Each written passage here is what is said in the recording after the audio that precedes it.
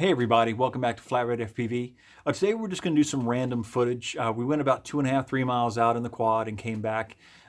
This was a little bit earlier in the year, so just getting some random footage. You get some really good view of the valley and the mountains and the trees right there. We did it evening time, so on the way back it might get a little bright, but still great footage. I hope you enjoy it. If you have anything, of course, leave in the comments. Thanks.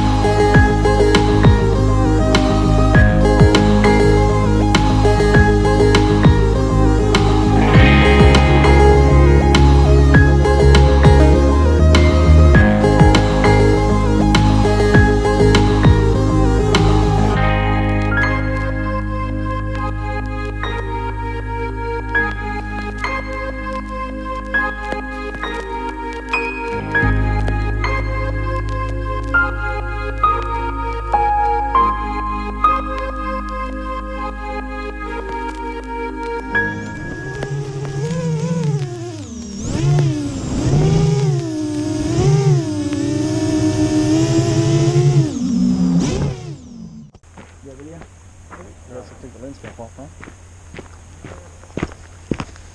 Again. Without that, I ain't got video. I think it.